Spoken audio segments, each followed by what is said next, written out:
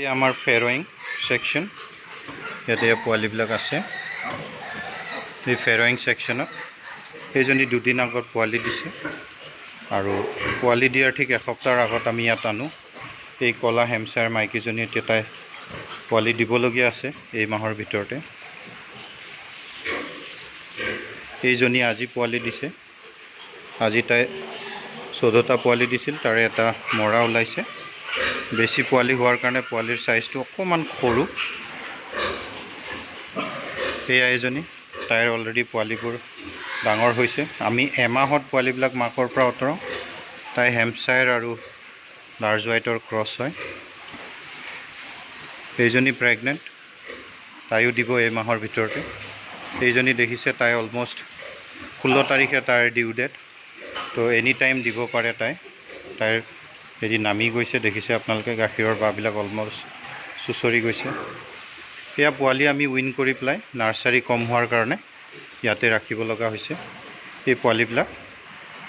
বেছি দিন হোৱা নাই 3-4 দিন হৈছে সিহঁতক আমি ষ্টাৰ্টাৰ দানা দিছিল ভালকৈ চাওক আপোনালোকে আমি ষ্টাৰ্টাৰ দানা এইটো ষ্টাৰ্টাৰ দানা ব্যৱহাৰ কৰোঁ এই ফিমেল কেজনিক লেক্টেশ্যন দানা দিয়া হৈছে লেক্টেশ্যন দানা লগতে অলপ কেলছিয়াম মিলাই দিয়া গৈছে এজনী ক্ৰছ ডিউৰক আৰু লাৰ্জ হোৱাইটৰ পোৱালিবিলাক পাপেকটো ডিউৰক আছিল কাৰণে এই পোৱালিবোৰ প্ৰায় 75% বা তাৰ ওচৰা ওচৰি সিহঁত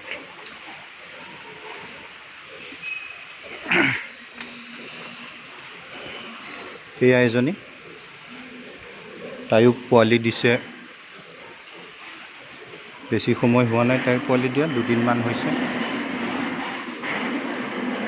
তো এইটো গোটেইটো ফেৰ'ইং সেকশন এনেকৈ এয়া এওঁলোকে দানা দিছে এইটো কেলছিয়ামৰ বটল লগতে এয়া দানা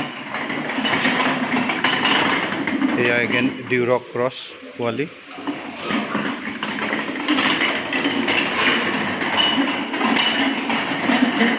এইটো সাইডৰ এই ফিমেলবোৰ এইটো সাইডৰ